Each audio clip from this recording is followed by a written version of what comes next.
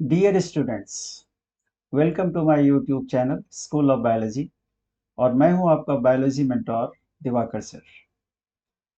बच्चों, जैसा कि मैंने आपसे प्रॉमिस किया था कि आने वाले नीट एग्जाम में मैं आपको बायोलॉजी के लिए ट्रेंड करूंगा। तो बायोलॉजी में ट्रेंड करने का मेरा पर्पस ये है कि आपके जितने मार्क्स आ सकते हैं उससे ज़्यादा मार्क्स आप ला सकें, इसकी ट्रेनिंग मैं आपको दूंगा। तो इसका क्या फ़ायदा मिलेगा कि यदि बायोलॉजी में थोड़े मार्क्स अपने आप इम्प्रूव कर सकते हैं तो फिजिक्स में या केमिस्ट्री में जो थोड़े बहुत कमी रह जाती है आपकी, वो इसे मेकअप कर पाएगा। तो इसी को ध्यान में रखते हुए हमने बायोलॉजी के कुछ ऐसे टॉपिक्स सेलेक्ट किए हैं जहाँ पर बच्चे अक्सर गलती करते हैं। तो मैं उस पूरे चैप्टर को तो नहीं पढ़ाऊंगा, लेकिन उस चैप्टर में जहाँ से क्वेश्चंस आने की पॉसिबिलिटी होती है और जहाँ पर आप अक्सर गलती करते हैं, अपने कॉम्पिटिटर से आगे निकलने का यही एक तरीका होता है कि जहाँ पर दूसरे गलती करते हैं वहाँ पर आप गलती ना करें। तो इसी को ध्यान में रखते हुए हमने एक लिस्ट बनाई है और उसी को वन बाय वन पूरे बायोलॉजी है ना, पूरे बायोलॉजी के कॉन्सेप्ट को मैं आपको लर्न कराने वाला हूँ। तो इसी चीज़ को ध्यान में रखते हुए आज जिस चैप्टर को हमने डिस्कस करना है, जिस टॉपिक को डिस्कस करना है, नाम से ही आपको पता चल गया होगा कि ये टॉपिक आपको कितना मुश्किल लगता है। Mechanism of concentration of filtrate by counter current mechanism. बच्चों, जो फीडबैक बच्चों से मिला है मुझे, उस फीडबैक के बेसिस पर मैं आपको ये बता सकता हूँ कि इस चैप्टर में आपको बहुत प्रॉब्लम होती है। तो इस चैप्टर को मैं अच्छे से लर्न कराऊंगा और उम्मीद करता हूँ कि जब ये टॉपिक मैं पूरा करूंगा और ये पूरा पूरा लेक्चर आप अटेंड करते हैं तो शायद आपकी वो प्रॉब्लम दूर हो जाए। तो लेट्स स्टार्ट द टॉपिक। तो बच्चों, इसमें कुछ बेसिक चीज़ समझ लेना ज़रूरी है। सबसे पहले तो ये कि किडनी का काम है हमारे ब्लड वॉल्यूम को मेंटेन करना, और ब्लड वॉल्यूम को मेंटेन करने के लिए वो दो तरह के यूरिन बनाता है। एक है हाइपोटोनिक यूरिन और एक है हाइपरटोनिक यूरिन। ये जो हाइपोटोनिक यूरिन और हाइपरटोनिक यूरिन कहते हैं, ये तो रिलेटिव टर्म है। किसी के रिलेशन में हम इसे किसी फ्लूइड को आइसोटोनिक, हाइपोटोनिक या हाइपरटोनिक कहते हैं। तो वो फ्लूइड हमारे बॉडी का फ्लूइड है। हमारे बॉडी फ्लूइड की जो नॉर्मल ऑस्मोलैरिटी होती है वो 300 मिली ऑस्मोल पर लीटर ऑफ बॉडी फ्लूइड होती है। किडनी किसी कंडीशन में यदि ऐसा यूरिन बनाए जिसकी ऑस्मोलैरिटी 300 से कम हो तो उसको हाइपोटोनिक यूरिन, और 300 से ज़्यादा हो तो उसको हाइपरटोनिक यूरिन कहते हैं। तो यूरिन को हाइपोटोनिक या हाइपरटोनिक हम बॉडी के ऑस्मोलैरिटी के कॉन्टेक्स्ट में कहते हैं। जब हमारी बॉडी ओवर हाइड्रेटेड होती है तो किडनी में हाइपोटोनिक यूरिन बनता है, और जब डिहाइड्रेटेड होती है तो किडनी में हाइपरटोनिक यूरिन बनता है। आज की जो हमारी क्लास है, और यहीं पर प्रॉब्लम होती है बच्चों को कि यूरिन हाइपरटोनिक कैसे बनता है, by using this method counter current mechanism. तो बच्चों, एक चीज़ ये है कि काउंटर करेंट मैकेनिज्म में दो स्ट्रक्चर पार्टिसिपेट करते हैं। ये आपके सामने एनसीईआरटी का ही डायग्राम हमने रखा हुआ है। एक स्ट्रक्चर है लूप ऑफ हेनले, जो ये वाला लूप ऑफ हेनले का डायग्राम है, और ये वाला वासा रेक्टा का डायग्राम है। लूप ऑफ हेनले नेफ्रॉन का पार्ट, और vasa recta is a blood vessel around loop of Henle. तो ये दोनों स्ट्रक्चर लूप ऑफ हेनले और वासा रेक्टा मिल करके यूरिन को कॉन्सेंट्रेट करते हैं। और आज की क्लास में हमें यही समझना है यूरिन का concentration by using counter current mechanism कैसे होता है। तो यहाँ पर सबसे पहले आप ये समझिए कि काउंटर करंट का मतलब क्या होता है। यहाँ पर किडनी में तीन तरह के काउंटर करंट मैकेनिज्म एक साथ चलते रहते हैं। एक काउंटर करंट मैकेनिज्म है लूप ऑफ हेनले के अंदर। लूप ऑफ हेनले का ये डिसेंडिंग लिम्ब है और ये असेंडिंग लिम्ब है। तो डिसेंडिंग लिम्ब में फिल्ट्रेट नीचे की तरफ फ्लो करेगा और ये ऊपर की तरफ, असेंडिंग लिम्ब में ऊपर की तरफ, ये ऊपर की तरफ जाएगा, ये नीचे की तरफ आएगा। तो ये काउंटर करंट हो गया। काउंटर करंट ऐसे करंट को कहते हैं जहां पर फ्लो ऑफ करंट अपोजिट। तो लूप ऑफ हेनले में देख रहे हो कि ये नीचे की तरफ फ्लो हो रहा है और ये ऊपर की तरफ फ्लो हो रहा है। फिल्ट्रेट का जो फ्लो है काउंटर करंट है। इसी तरह से वासा रेक्टा, जो वासा रेक्टा है इसमें ब्लड फ्लो होता है, और वासा रेक्टा के भी दो लिम्स हैं। यहाँ पर एरो में आप देख सकते हो कि यहाँ पर ब्लड ऊपर की तरफ जा रहा है और यहाँ पर ब्लड नीचे की तरफ आ रहा है, तो ये भी काउंटर करंट हो गया।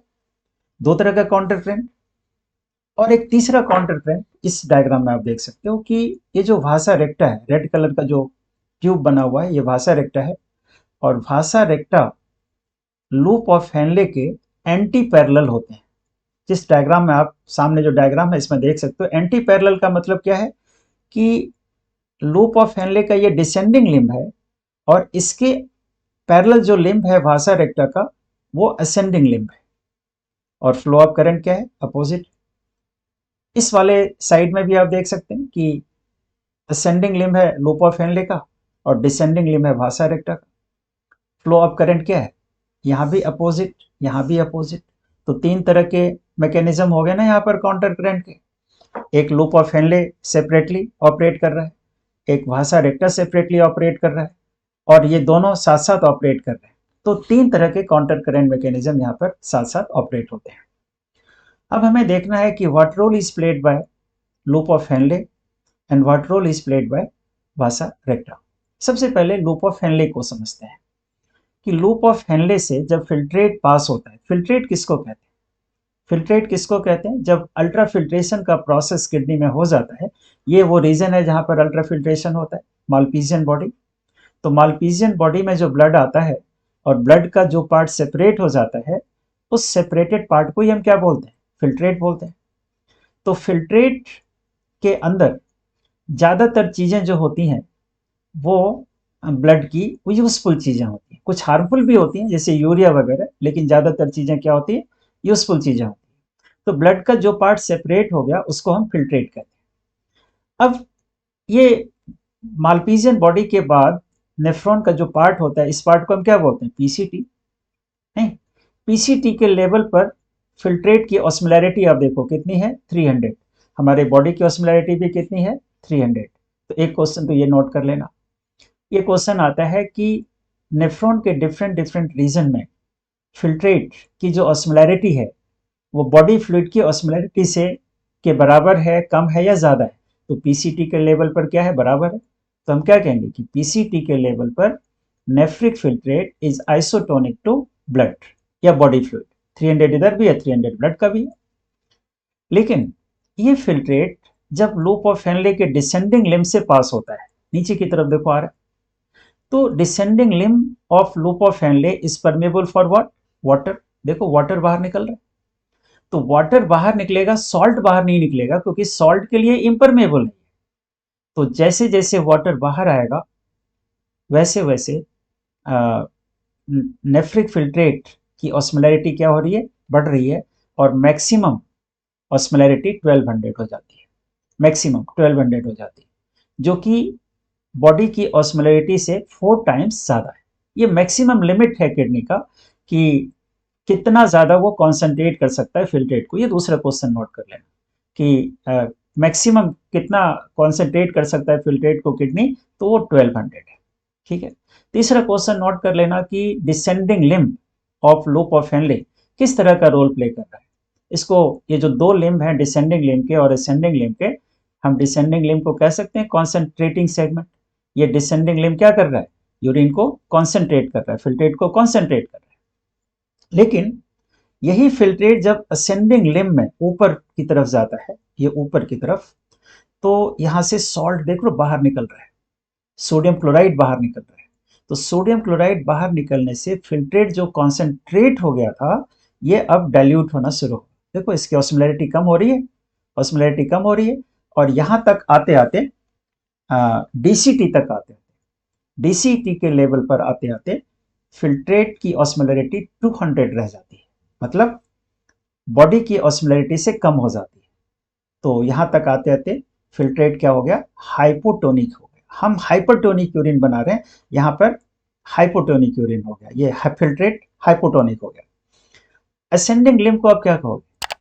Ascending limb of loop of Henle is called as concentrating segment, descending limb is called as diluting segment। ठीक है, यहां तक तो कोई प्रॉब्लम नहीं होनी चाहिए। यहां तक आप समझ गए होंगे कि क्या क्या क्वेश्चंस पूछे जा सकते हैं इस एरिया से। हम यहां तक पहुंच गए हैं डीसीटी तक। तो हमने लूप ऑफ हेनले का रोल देखा। अब हमें क्या किसका रोल देखना है? वासा रेक्टा का रोल देखना है।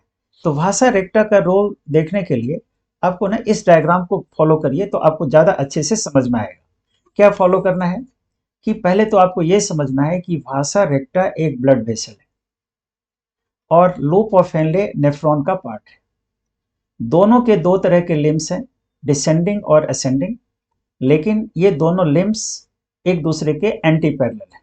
ये लूप ऑफ हेनले का डिसेंडिंग है, वासा रेक्टा का असेंडिंग है। लूप ऑफ हेनले का ये असेंडिंग है, वासा रेक्टा का ये डिसेंडिंग है। मतलब ये दोनों एक दूसरे के एंटी पैरेलल प्लेस्ड होते हैं। यहाँ पर हमें क्या देखना है कि ये मैकेनिज्म, काउंटर करेंट मैकेनिज्म जो फिल्ट्रेट के कॉन्सेंट्रेशन का है, वो किन कंडीशन में ऑपरेट होता है? डिहाइड्रेशन के समय, जब बॉडी को पानी की जरूरत है, आप पानी पी नहीं रहे, water is required in your body and you are not drinking water. तो बॉडी में हमारा जो ब्लड वॉल्यूम है उससे किडनी कैसे मेंटेन करेगा? ब्लड में पानी की कमी हो रही है और पानी यदि उन कंडीशंस में भी यूरिन के साथ बाहर जाता रहे तो बॉडी में तो और भी पानी की कमी हो जाएगी। तो इस बेसिक फैक्ट को आप समझ के रखो, तभी ये चीज समझ में आएगा। तो ऐसा होता है बच्चों कि हमें पानी को फिल्ट्रेट के साथ जो बॉडी से बाहर जा रहा है उसे बाहर जाने से रोकना है। तो कैसे रोकेंगे? उसी में काउंटर करंट मैकेनिज्म हमें हेल्प करता है। कैसे हेल्प करता है आप समझ।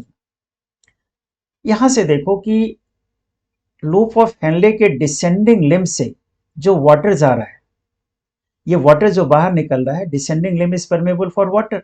तो यहां से जो वाटर निकल रहा है, ये वाटर जा कहां रहा है? ब्लड में जा रहा है। तो ब्लड में पानी जाएगा तो ब्लड में जो कमी थी वाटर की, वो कमी पूरी होगी नहीं? यहां से वाटर निकल करके ब्लड में जा रहा है, अच्छी बात है। तो लेकिन जो अच्छी बात नहीं हो रही वो इस साइड हो रही है, क्योंकि असेंडिंग लिम्ब जो लूप ऑफ हेनले का है वो सॉल्ट के लिए परमेबल है। देखो सॉल्ट निकल रहा है ना, सोडियम, पोटेशियम, क्लोरीन, ये सब निकल रहा है असेंडिंग लिम्ब से, और जा कहां रहा है? ये जा रहा है ब्लड में जा रहा है। ये जो वासा रेक्टा का डिसेंडिंग लिम्ब है उसमें जा रहा है। तो आप देख रहे हो कि वासा रेक्टा का जो असेंडिंग लिम्ब है वो वाटर को रिसीव कर रहा है और वासा रेक्टा का जो डिसेंडिंग लिम्ब है वो सॉल्ट रिसीव कर रहा है। वाटर ब्लड में आना अच्छी बात है इन कंडीशन में जब बॉडी हमारी एक्सट्रीमली डिहाइड्रेटेड है, उसमें सॉल्ट आना अच्छी बात नहीं है। सॉल्ट लेकिन आ रहा है, परमेबिलिटी है, इसको कैसे रोकोगे? सॉल्ट यहां पर आ रहा है। तो ये इस सॉल्ट की जरूरत नहीं है ब्लड को, ब्लड को जरूरत है वाटर की, लेकिन यहां पर सॉल्ट भी आ रहा है। तो ये क्या करता है कि सॉल्ट, ये जो सॉल्ट ब्लड में आ रहा है ना, इस सॉल्ट को देख रहे हो ascending limb loop of Henle का पंप कर देता है बाहर। कहां पर? ये मेडुलरी इंटरस्टिशियल, ये मेडुलरी इंटरस्टिशियल स्पेस में, मेडुलरी इंटरस्टिशियल स्पेस में ये सोडियम क्लोराइड का लगातार डिपोजिशन होता रहेगा। ये जो स्पेस है ना, इसके मेडुला, क्योंकि ये सारा स्ट्रक्चर किसके अंदर प्रेजेंट है? मेडुला के अंदर। और मेडुला के अंदर जो मेडुलरी इंटरस्टिशियम है, जो मेडुला के अंदर स्पेस है, इसमें सॉल्यूट का कॉन्सेंट्रेशन हाई होता जाएगा। सोडियम क्लोराइड लगातार इधर से जितना वासा रेक्टा डिसेंडिंग लिम्ब रिसीव करता है, असेंडिंग लिम्ब उसको पंप करके इस स्पेस में लाता जा रहा है। तो मेडुलरी इंटरस्टिशियम का जो मीडियम है वो एक्सट्रीमली हाइपरटोनिक हो रहा है लगातार डिपोजिशन के कारण। थोड़ा बहुत इसमें कंट्रीब्यूट यूरिया भी करता है, कलेक्टिंग डक्ट से जब फिल्ट्रेट पास होता है ना तो यूरिया भी निकल के आता है। तो एक बहुत इंपॉर्टेंट क्वेश्चन इसमें यह भी बनता है कि मेडुलरी इंटरस्टिशियम के मीडियम को हाइपरटोनिक कौन करता है? मेडुलरी इंटरस्टिशियम के मीडियम को हाइपरटोनिक मेन तो सोडियम क्लोराइड करता है और थोड़ा बहुत यूरिया करता है। ये लगातार यदि इस स्पेस में डिपॉजिट होते रहें तो यहाँ का मीडियम क्या हो जाएगा? हाइपरटोनिक हो जाएगा, इसकी ऑस्मोलैरिटी बढ़ जाएगी, ये 1200 के आसपास हो जाएगी। ठीक है, अब क्या होगा कि अभी हमने यूरिन को क्या कर दिया था? डीसीटी के लेवल पर फिल्ट्रेट क्या था? हाइपोटोनिक था, 200 थी ऑस्मोलैरिटी। अब ये यूरिन जब यहां से पास होगा डीसीटी से, है ना, कलेक्टिंग डक्ट से, ये क्या है? Collecting duct. तो कलेक्टिंग डक्ट से जब यूरिन पास हो रहा है तो फिल्ट्रेट या यूरिन जो भी कह लो, ये जब पास हो रहा है तो इसके सराउंडिंग में कैसा कंडीशन है? इसके सराउंडिंग में हाइपरटोनिक एनवायरनमेंट है। हाइपरटोनिक का मतलब है कि यहाँ की जो ऑस्मोलैरिटी है वो काफ़ी ज़्यादा है, और ऑस्मोसिस के कारण जो वाटर का मूवमेंट होता है, ऑस्मोसिस के कारण जो वाटर का मूवमेंट होता है, वो जिधर सॉल्यूट होगा उधर ही वाटर मूव करेगा। तो ये जो डीसीटी के लेवल पर फिल्ट्रेट जिसकी ऑस्मोलैरिटी 200 थी, जैसे ही कलेक्टिंग डक्ट से पास होगा, इसके सराउंडिंग में जो फ्लूइड है उसकी ऑस्मोलैरिटी काफ़ी ज़्यादा है। तो ऑस्मोलैरिटी ज़्यादा होने के कारण वाटर बाहर निकलना शुरू होगा। देखो ये वाटर बाहर निकल रहा है, वाटर बाहर निकल रहा है, वाटर बाहर निकल रहा है, और वाटर जैसे जैसे बाहर निकलेगा, वाटर जैसे जैसे बाहर निकलेगा, वैसे वैसे जो फिल्ट्रेट जिसकी ऑस्मोलैरिटी 200 थी, ऑस्मोलैरिटी बढ़ने लगेगी। 300 हो गई, 400 हो गई, 600, 900 एंड फाइनली 1200। इससे ज़्यादा हमारे किडनी की एबिलिटी नहीं है कि वो यूरिन को कॉन्सेंट्रेट कर सके। तो ये किडनी एक्सट्रीम डिहाइड्रेशन के केस में इस तरह की यूरिन का फॉर्मेशन कर सकता है जिसकी ऑस्मोलैरिटी कितनी हो, 1200 हो, मतलब बॉडी के फ्लूइड से 4 टाइम्स ज़्यादा हो। तो ऐसे यूरिन को हम क्या कहेंगे? Concentrated urine. तो इस तरह से कॉन्सेंट्रेटेड यूरिन का फॉर्मेशन होता है by using counter current mechanism. मैं आपको एक बार फिर से बताता हूँ कि क्या क्या क्वेश्चंस पूछे जाते हैं, आपको किन किन चीज़ों पर ध्यान रखनी चाहिए। एक तो काउंटर करंट का मीनिंग आपको याद पता होना चाहिए कि काउंटर करंट वर्ड की मीनिंग क्या है। दूसरा ये पता होना चाहिए कि loop of Henley, loop of Henle का कौन सा लिम वाटर के लिए परमेबल है, कौन सा लिम सॉल्ट के लिए परमेबल है, किसको हम डाइल्यूटिंग सेगमेंट कहते हैं, किसको हम कॉन्सेंट्रेटिंग सेगमेंट कहते हैं। फिर भाषा रेक्टा का कौन सा लिम सॉल्ट को रिसीव करता है, कौन सा लिम वाटर को रिसीव करता है, और कौन सा लिम सॉल्ट को पंप करता है। ये सारी बातें आपको ध्यान में रखनी चाहिए। फिर एक बात यह भी ध्यान रखना चाहिए कि फिल्ट्रेट लूप ऑफ हेनले के किस पार्ट में आइसोटोनिक होता है, कहाँ पर हाइपोटोनिक होता है और कहाँ पर हाइपरटोनिक होता है। और अल्टीमेटली कि मेडुलरी इंटरस्टिशियम का जो मीडियम है वो हाइपरटोनिक होना जरूरी है ताकि वाटर बाहर जाने से रुक जाए। फिल्ट्रेट का जो वाटर है वो बाहर निकल करके बॉडी में ही रह जाए। तो ये जो मेडुलरी इंटरस्टिशियम है वहाँ पर जो फ्लूइड है वो तो बॉडी का ही फ्लूइड है। तो फिल्ट्रेट का पानी निकल करके उस स्पेस में आ गया तो फिल्ट्रेट क्या हो जाएगा? कॉन्सेंट्रेट हो जाएगा। तो बच्चों मुझे लगता है कि इस मैकेनिज्म को और भी डेप्थ में जाकर के बताया जा सकता है, लेकिन मैं उतने डेप्थ में नहीं गया। क्यों नहीं गया? क्योंकि फिर वही पर्पस हमारा यहाँ पर है कि एनसीईआरटी के कॉन्सेप्ट को अच्छे से समझना, और उतना मैंने आपको समझा दिया। और मुझे लगता है कि इससे अधिक, इससे ज़्यादा कोई क्वेश्चन नहीं आता इस वाले पार्ट से। तो यदि आपको ये बात समझ में आ गई हो, इसके कॉन्सेप्ट क्लियर हो गए हों, तो इस चैनल को सब्सक्राइब कर लेना, इसको शेयर कर देना ताकि ज़्यादा से ज़्यादा बच्चों को इसका फ़ायदा मिल सके। आज के लिए इतना इतना ही। Thank you very much for watching. कल एक नए कॉन्सेप्ट के साथ फिर हाजिर होंगे। धन्यवाद।